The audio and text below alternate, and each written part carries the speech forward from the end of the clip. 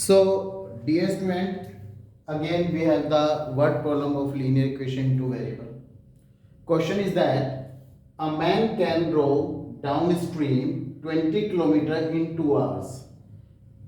तो यहाँ पर आया वर्ड डाउन स्ट्रीम और अप स्ट्रीम. सबसे पहले फिर से मैं बता दूं डाउन स्ट्रीम होता क्या है. जब कोई भी बोट, कोई भी शिप पानी में चलता है और जिस डायरेक्शन में पानी फ्लो करता है उसी डायरेक्शन में बोट फ्लो कर रही है, इसे बोलते हैं डाउन स्ट्रीम. या फिर पानी शांत पोजीशन में है, पानी मूव नहीं कर रहा लेकिन बोट मूव करे, that is also called downstream. उस केस में water always help boat to move in the proper direction.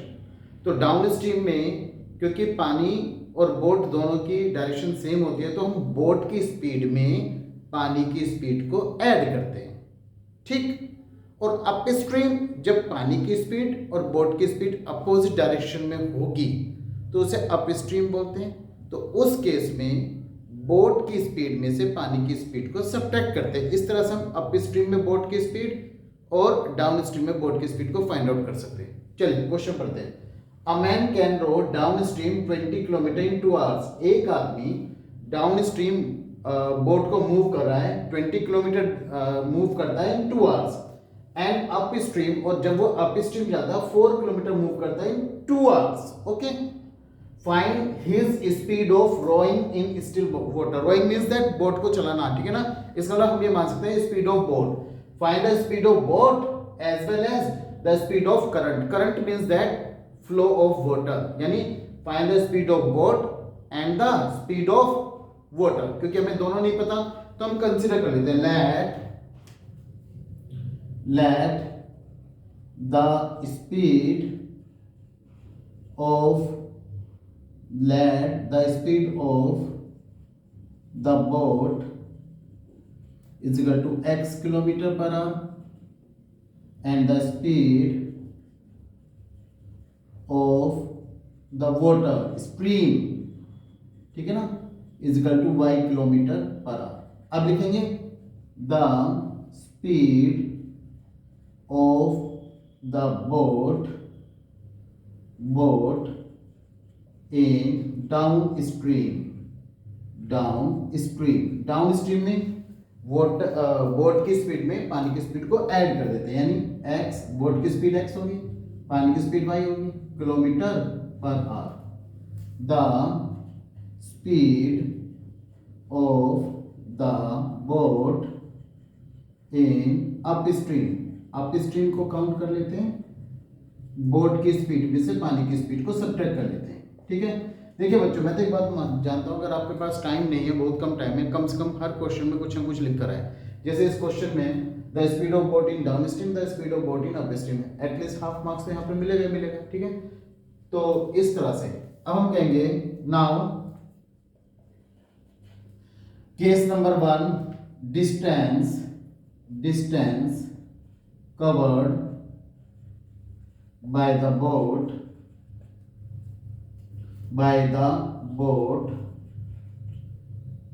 in 2 hours, है ना. 2 hours लिख दें downstream is equal to distance is equal to speed into time, that is speed into time. कितने distance cover की, चलो इसे बाद में शेयर. डिस्टेंस कवर की 20 किलोमीटर. तो speed is equal to distance upon time. ठीक है. स्पीड कितनी है डाउन स्ट्रीम में, क्योंकि हम डाउन स्ट्रीम की बात कर रहे हैं, डाउन स्ट्रीम की हम यहां पर बात कर रहे हैं. तो स्पीड कितनी है x प्लस वाई. और डिस्टेंस कितनी कवर की 20 किलोमीटर. टाइम कितना लिया 2 hour. So therefore x plus Y is equal to 2 times 20. Question number 1. अब केस दूसरा लेते हैं, सेकंड केस हम यहाँ पर या यहाँ पर लिख लेते हैं हम यहाँ पर. ठीक है. The distance covered by the boat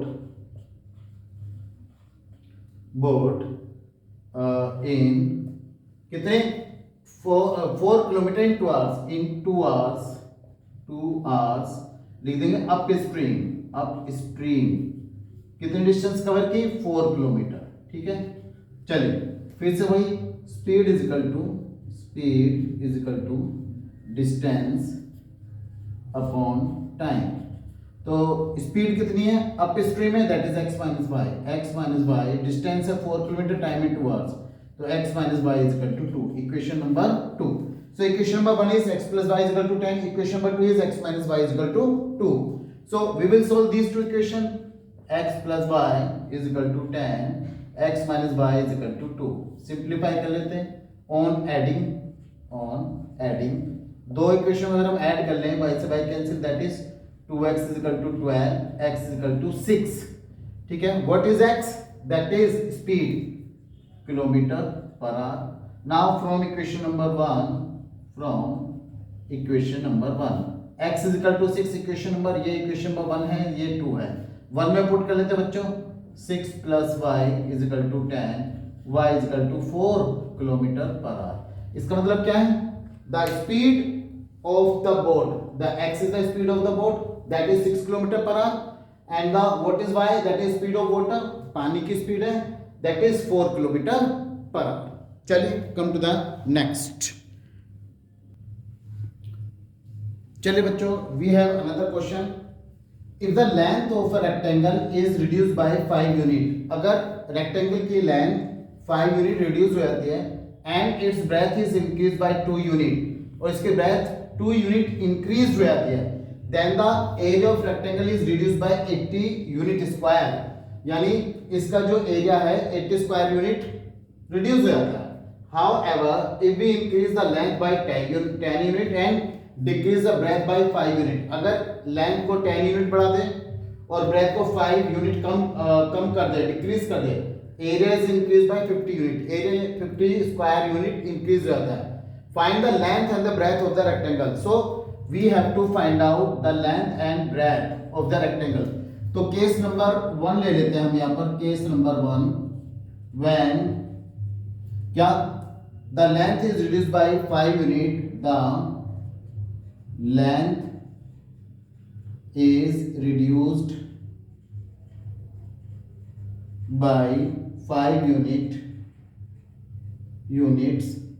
and breadth is increased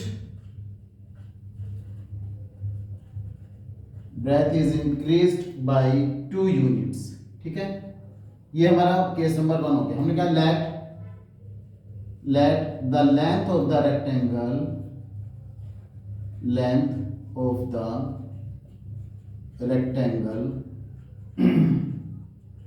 is equal to x unit and the breadth of the rectangle is equal to y units, therefore the area of the rectangle, so area is equal to length into breadth, x into y square unit. So according to question, length of the rectangle reduced by 5 unit, new length कितनी होगी? Length is reduce by 5 unit, 5 unit कम हो जाता है, तो length है x, 5 unit कम हो गया, एंड न्यू ब्रेथ में क्या कहता है? And breadth is increase by 2 unit, breadth है y और 2 यूनिट इंक्रीज हो जाता है, तो लेंथ हो गया x माइनस 5, ब्रेथ हो गया y plus 2, so new area कितना हो गया? Length into breadth, x minus 5 multiplied by y plus 2। तो क्या कहता है question? if the length of the rectangle is reduced by 5 unit, breadth is increased by 2 unit, then the area of rectangle reduced by 80 unit, area is reduced by 80 unit। so हमने जो change किया है new area कैसे बना? New area बना old area में से जब हमने 80 यूनिट कम किया तब जाके न्यू एरिया डेवलप हुआ। न्यू एरिया कितना है? x minus 5 multiply by Y plus 2 और old area that is x into Y minus 80। Simplify कर लेते हैं, x into Y that is X Y plus 2x minus का 5y 5 टू ज़ा 10 minus plus minus is equal to x into Y minus 80। X Y से X Y cancel हो जाएगा बच्चों, 2x minus 5y 10 को मैं उधर ले आ रहा हूं that is minus 70। Equation number 1, case number 1 and equation number 1। चलिए come to the next case, second case ले लेते हैं बच्चों। क्या क्या है, however if we increase length by 10 unit, new length, new पहले लिख लेते हैं केस नंबर 2, व्हेन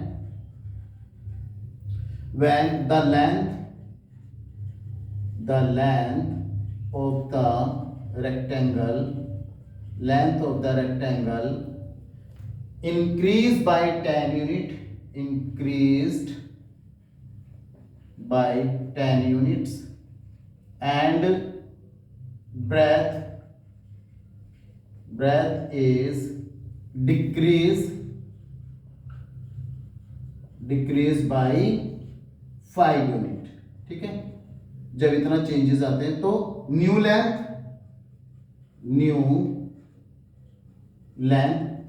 कितनी है ओरिजिनल दैट इज x, और वो कह रहा है कि लेंथ में क्या, if we increase the length by 10 unit, यानी 10 यूनिट लेंथ इंक्रीज हो जाती है।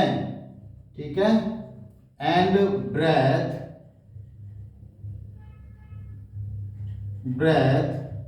ब्रेथ का क्या होता है, and decrease the breadth by 5 unit, और ब्रेथ 5 यूनिट कम हो जाती है तो y माइनस 5, क्योंकि ओरिजिनल जो ब्रेथ है हमारी y है।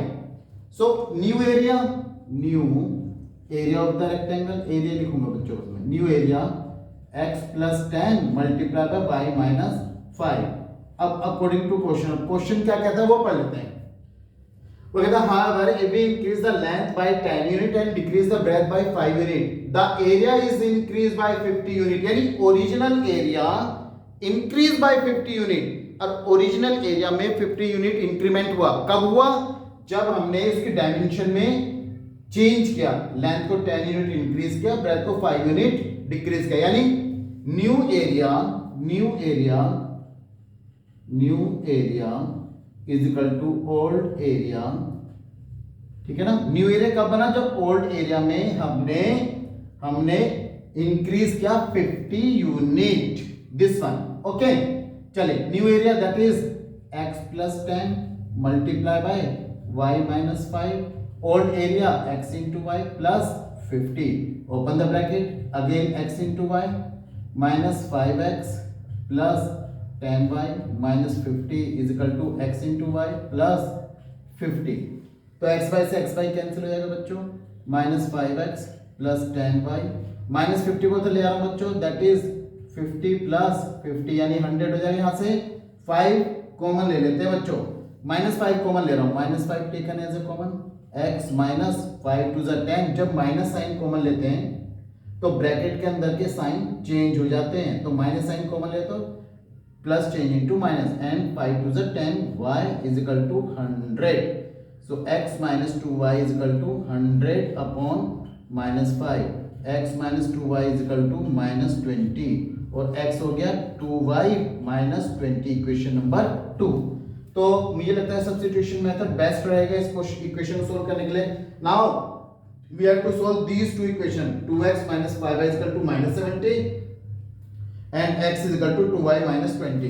So from equation number 1 and 2, from equation 1 and 2, चलिए इक्वेशन नंबर 1 क्या है, 2, यहाँ पर 2x, x की जगह मैं रख रहा हूँ, this is 2y minus 20 and minus 5y, this is minus 5y is equal to, this is minus 70, minus 70। चलिए ओपन द ब्रैकेट, 2 2 जा 4y माइनस का 40 माइनस का 5y is equal to minus 70, 4y minus 5y this is minus y minus 40 is equal to minus 70, minus y is equal to 40 को इधर ले जाओ बच्चों, minus 70 plus 40 minus y is equal to minus 30। So y की value होगी 30 units.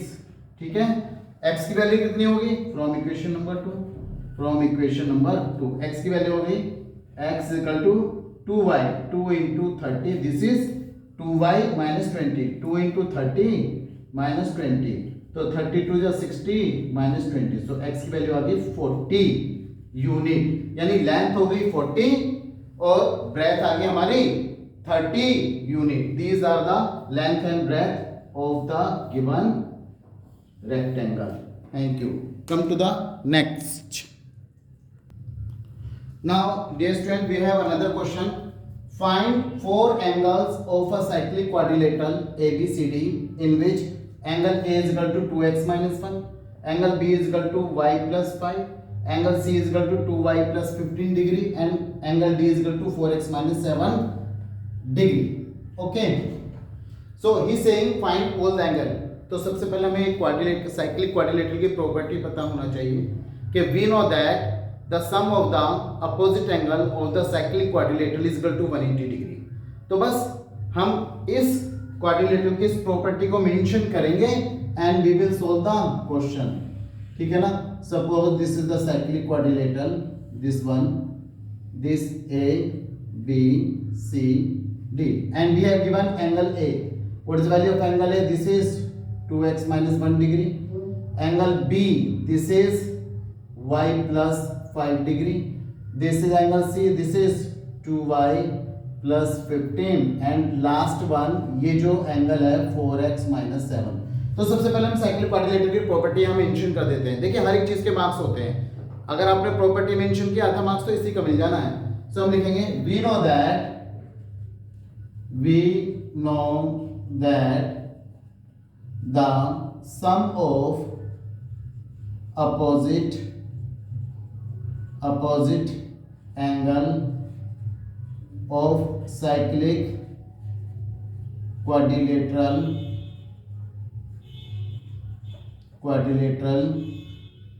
is 180 degree। तो opposite angle sum 180 degree, so therefore angle A plus angle C is equal to 180 degree. So angle A ये हो गया 2x minus 1, angle C this is 2y plus 15 is equal to 180 degree, 2x plus 2y plus 14 is equal to 180 degree, 2x plus 2y is equal to 180 minus 14, 2x plus 2y is equal to कितना बचा? 10 minus 4 6 हो गया, 7 minus 1 6 हो गया 166। चलिए 2 common ले लेते हैं, x plus y is equal to 166। So x plus y is equal to 166 upon 2, 2 8 are 16, 2 3 are 6. So x plus y is equal to 83. So this is equation number 1. In the same way, we can say angle B plus angle D is equal to 180 degree once again. Angle B, this is y plus 5. Angle D, this is 4x minus 7 is equal to 180 degree. So 4x plus y, 5 minus 7 that is minus 2 is equal to 180 degree, 4x plus y is equal to 180 minus 2 उधर जाके हम plus कर सकते हैं, that is plus 2, 4x plus y is equal to 182। अब हम क्या करेंगे, we have two equation, equation number 1 and equation number 2। तो यहाँ पर भी x plus y है, यहाँ पर y का कोएफिशिएंट 1 है, यहाँ पर भी 1 है, तो दोनों को सब्ट्रैक्ट कर लेते हैं। Now subtracting equation 1 from equation 2 या equation 1 from equation number 2। चलिए 4x plus y is equal to 182, this is x plus y is equal to 83। तो सब्ट्रैक्ट कर लें। जब हम दो इक्वेशन सब्ट्रैक्ट करते हैं तो नीचे जो भी इक्वेशन लिखेंगे उसका साइन चेंज, पॉजिटिव x है तो माइनस हो गया, पॉजिटिव y है तो माइनस हो गया, पॉजिटिव 83 तो minus 83। So y cancel by y, this is 3x is equal to 12 minus 3 that is 9। तो यहाँ पर रह गया 17 that is 9 also, ठीक है। So x is equal to 99 upon 3, 333 are, so x is equal to 33 and now from equation इसकी value put कर लेते हैं इक्वेशन नंबर 1 में, फ्रॉम इक्वेशन नंबर 1 यहाँ पर हम पुट कर लेते हैं, ठीक है। यहाँ पर हो गया हमारे पास x की value 33 plus y is equal to 83। So y is equal to 83 minus 33, so y is equal to हो गया 50, y की वैल्यू 50 और x की value 33. He is asking about 4 angle, so angle A is equal to what is angle A, 2x minus 1 यानी 2 into what is the value of x, 33 minus 1 यानी 66 minus 1, it is 65 degree. Angle B, this is y plus 5. What is the value of y? 50. 50 plus 5, this is 55 degree. Angle C, this is 2y plus 15. 2 into y की value 50 plus 15, ये हो गया 115 degree. Angle D, that is 4x minus 7. 4, what is the value of x? 33 minus 7. तो 4th here 12, 4th here 12 plus 1 13 minus 7. तो 12 minus 7 that is 5, 125 degree. इसका मतलब angle A 65, angle B 55, angle C 115 और angle D 125. So angle A plus angle C को अगर मैं add करूं तो ये 65 प्लस 115, ठीक है, 0 8 180 यानी 180 आना चाहिए. Sum of opposite angle of the quadrilateral should be 180 degree. तो A प्लस C 180 डिग्री आ रहा है. Angle B plus angle D को करें तो एंगल B हो गया 55 और एंगल D हो गया 125. 5 plus 5 0, this is once again 180. So the angle A is 65, angle B 55, angle C 115, angle D 125. These are the angle of the cyclic quadrilateral. चलिए come to the next. Now dear student, we have another question. In triangle ABC, angle C is equal to 3 times angle B is equal to 2 times angle A plus angle B. Find the angles. तो हम क्या करते हैं बच्चों, इस question करने के लिए हम कहते हैं let angle A is equal to x degree and angle B is equal to y degree. ठीक है, तो अगर A is equal to x माना हमने, B को y डिग्री माना, तो angle C is equal to 3 time angle B given है हमें, तो angle C is equal to 3 time y degree आ गया. एक इक्वेशन हमारे पास ये आ गई. दूसरी बात, angle C is equal to 2 time angle A plus angle B आ गया. तो what is the value of angle C? This is 3y, 2 time angle A plus angle B. 3y is equal to 2 time angle A. Angle A का क्या consider किया? x. Angle B को क्या consider किया? That is 2 time angle B. तो 2 time y हो गया.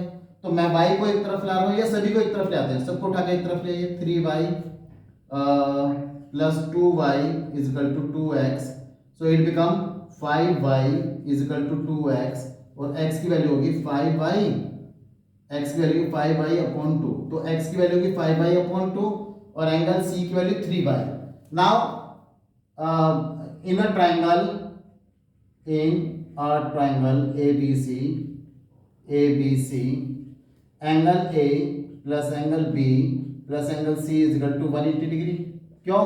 Angle sum property of a triangle.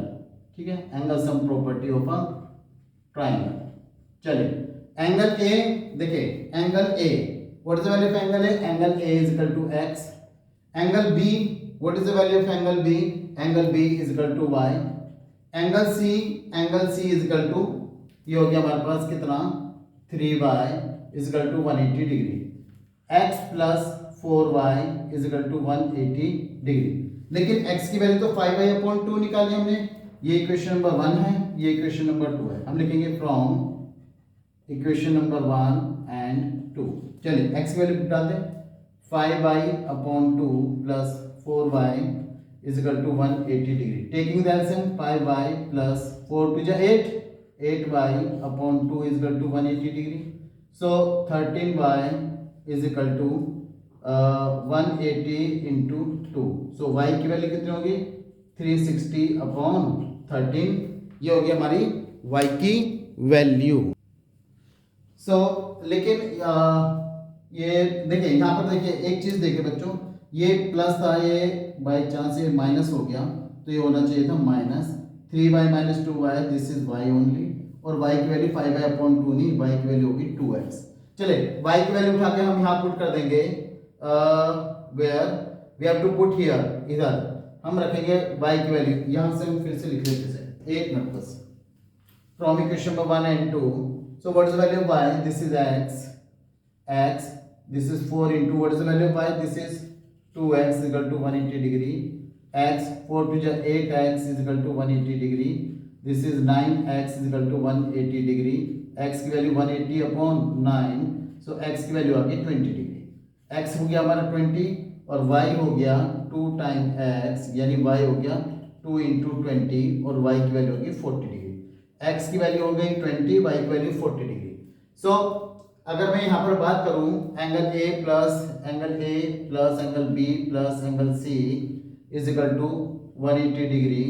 So A की वैल्यू है हमारे पास x, B की value y plus angle C is equal to 180 degree. So what is the value of x? This is 20. What is the value of y? This is 40 plus angle C is equal to 180 degree.